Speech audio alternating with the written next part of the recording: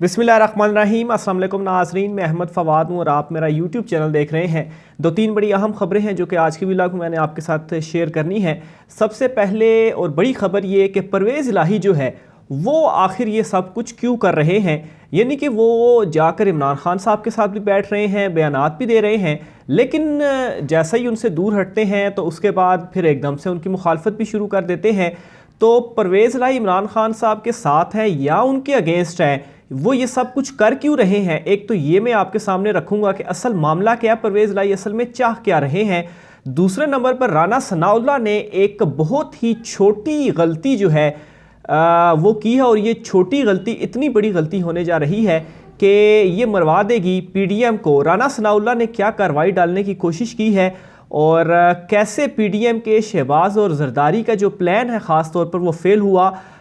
कल जब परवेज़ इलाही ने वो इंटरव्यू भी दिया और जिसमें जनरल बाजवा के हवाले से उन्होंने क्रिटिसाइज़ किया इमरान खान को कि उनके अगेंस्ट आप बात ना करें, तो उसके बाद पीडीएम बड़ी खुश हुई, धड़ाधड़ मुलाकातें हुई, लेकिन उन सारी मुलाकातों का नतीजा सिफर निकला है। वो मुलाकातें क्या हुई, किस तरह से नतीजा सिफर निकला, पंजाब असम्बलियाँ तहलील ना करने से जो बचाने की कोशिश जो कर रहे हैं मौजूदा पीडीएम, ये किस तरीके से नाकाम हुई है, इसकी भी डिटेल आज की व्लॉग में आपके सामने रखूंगा। सबसे पहले तो नाज़रीन मैं आपको बताता चलूँ कि राना सनाउल्लाह ने एक गलती जो है वो की है। मामला कुछ इस तरीके से है कि एक नोटिफिकेशन जो है या एक लेटर कह लें वो जारी किया गया है वज़ारत दाखिला की जानिब से हुकूमत को, अपनी वफाकी हुकूमत को, कि इस वक्त इस्लामाबाद में जो बल्दियाती इंतखाबात होने जा रहे हैं 31 दिसंबर को, जो कि ऑलरेडी शेड्यूल सब कुछ हो चुका हुआ है और जस्ट पोलिंग होने जा रही है 31 दिसंबर को। तो इस पर वो लिखते हैं कि यूनियन कौंसल्स जो कि इस्लामाबाद में है, मौजूदा हल्का बंदियों और इलेक्शन कमीशन के मौजूदा शेड्यूल के मुताबिक वो तो 101 यूनियन कौंसल्स हैं, लेकिन चूँकि इस्लामाबाद की आबादी बड़ी है तो इसलिए अब यूनियन कौंसल्स की जो तादाद है वो 125 होनी चाहिए, 101 नहीं होनी चाहिए। और प्लस उसमें ये लिखा कि जो आबादी है हो गई है इस्लामाबाद की वो 205 मिलियन, यानी कि इसको जो है वो उन्होंने करोड़ों में जो है वो आबादी ले गए हैं। तो ये एक बड़ा ब्लंडर था जो कि आबादी इस्लामाबाद की उन्होंने करोड़ों में पहुंचा दी। तो बहरहाल ये वो लिखते हैं और फिर उसके बाद वफाकी हुकूमत इसको वो देखती भी है और इसकी मंजूरी भी देती है कि वाकई ये तो 101 की बजाय 125 होनी चाहिए। तो एक तरफ से तो ये चीज़ हो गई है कि बल्कि एक स्टैंप लग गई है कि वाकई मौजूदा इंपोर्टेड हुकूमत इलेक्शन से भाग रही है, और ये एक नई वारदात इन्होंने डाली है कि इस्लामाबाद में बल्दियाती इंतखाबात जो कि कागजात नामजदगी भी जमा हो गए,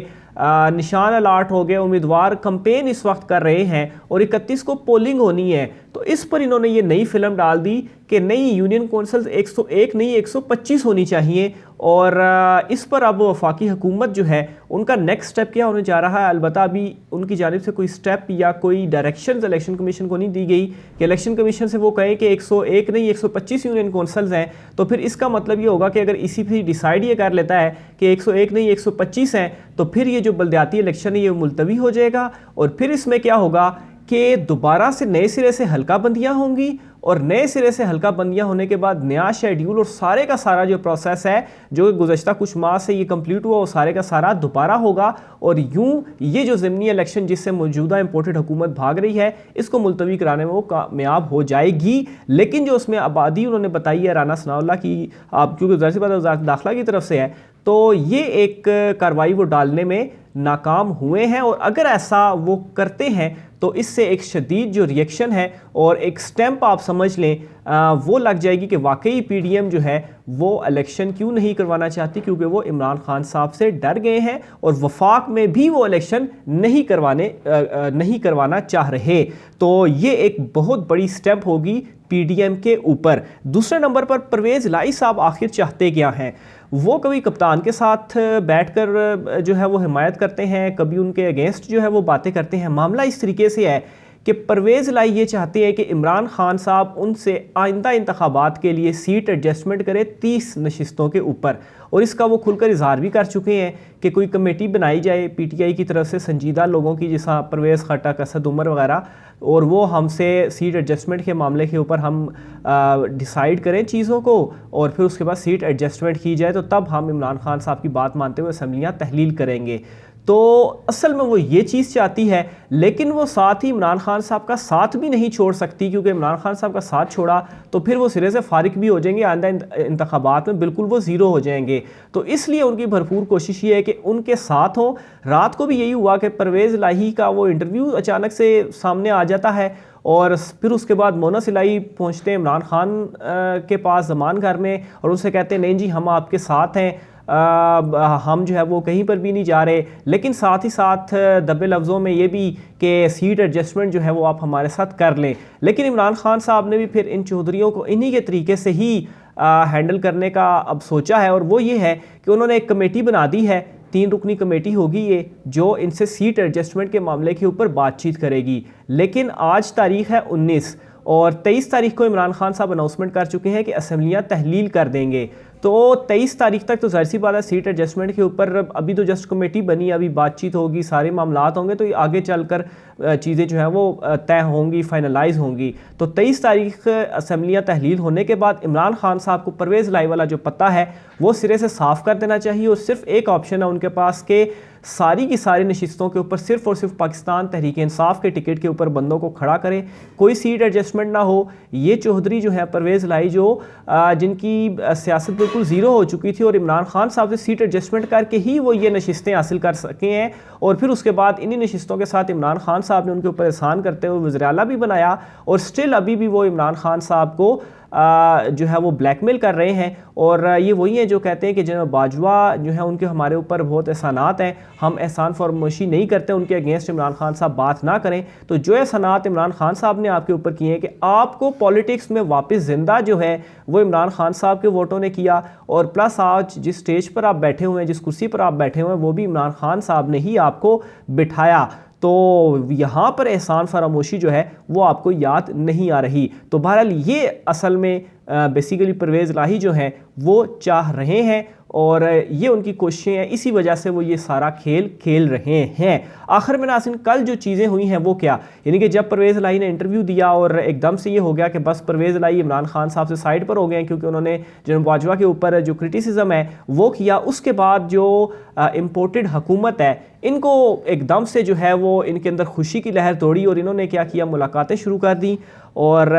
ज़राए के मुताबिक नाज़रीन जो कुछ इतलात सामने आ रही हैं कि नवाज़ शरीफ ने रब्ता किया जरदारी से, उनसे कहा कि आप परवेज़ इलाही से भी रब्ता करें। नून लीग जो है वो मानने को तैयार है कि परवेज़ इलाही जो है वो हमारी तरफ से वज़ीर आला बन जाएँ और असम्बलियाँ इसी तरीके से कायम रहें। तो इसी तरह से क्या हुआ कि आसिफ जरदारी जो है वो भी मुतहरिक हुए, और फिर उसके बाद वो लाहौर पहुँचे और उन्होंने मुलाकात की शहबाज शरीफ से भी, और फिर मामला तय करने के बाद आसिफ जरदारी ने परवेज़ इलाही को पैगाम पहुँचाया सेम कि आप जो है वो हमारी तरफ से वज़ीर आला जो है वो रहें। लेकिन एट द एंड इनकी जो खुशी थी वो ज़्यादा देर नहीं रही और मुँह की खानी पड़ी, क्योंकि दूसरी साइड से इनको इनकार मिला। और फिर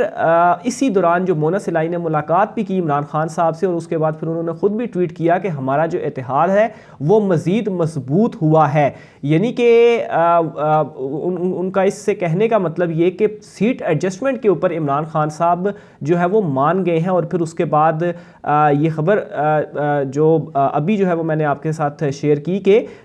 कमेटी बना दी गई है पाकिस्तान तहरीक इंसाफ की जानिब से कि वो काफ लीग से बातचीत कर सीट एडजस्टमेंट करेगी। लेकिन नाजरीन जिस तरीके से इन्होंने ब्लैकमेल किया है, खान को भी अब यही करना चाहिए कि 23 तक तो ज़ाहिर सी बात है सीट एडजस्टमेंट पर कुछ तय नहीं हो पाएगा, तो असम्बलियाँ तहलील करने के बाद बस इनको फ़ारग जो है वो कर देना चाहिए, सीट एडजस्टमेंट इनके साथ नहीं होनी चाहिए। आखिर में नाजरीन एक और अहम खबर वो भी मैं आपके साथ शेयर करता चलूँ कि 23 तारीख के बाद इमरान खान साहब की जानिब से ये जो है वो अहकामात भी दिए गए हैं। बड़ी एक इम्पॉर्टेंट मीटिंग भी हुई है आज इमरान खान साहब की, और इसमें ये कहा गया है कि 23 तारीख के बाद जो है जो सूरत हाल होगी असम्बलियाँ तहलील करने के बाद एक तो उसके ऊपर जायज़ा लिया गया और तैयारियाँ जो है उस बात की सूरत हाल की शुरू कर दी गई हैं। यानी कि ये लोग अभी पहले स्टेप पर होते हैं। इमरान खान साहब ने जो असम्बलियाँ तहलील करने वाला मामला है ये अभी उसी के ऊपर अपोजिशन सोच रही होती है, तो इमरान खान साहब जो है वो इससे नेक्स्ट स्टेप के ऊपर पहुँच चुका होता है। तो इमरान खान बाद वाली सूरत हाल के ऊपर मशवरे और कैसे उससे निपटना है इस चीज़ के ऊपर इस वक्त जो तैयारियां हैं वो इमरान खान साहब की जानिब से शुरू की गई हैं और डिसाइड ये किया गया है कि असम्बलियाँ तहलील होने के बाद फौरी अवामी कंपेन, इंतखाबी कंपेन जो है वो शुरू की जाएगी, अवाम में जाया जाएगा और इलेक्शंस की जो तैयारियां हैं वो ज़ोरों शोर से की जाएंगी। इस हवाले से मज़ीद डिटेल भी आपके साथ में शेयर करता रहूँगा। आज की व्लॉग से इतना ही, मुझे इजाज़त दीजिए। अल्लाह हाफ़िज़।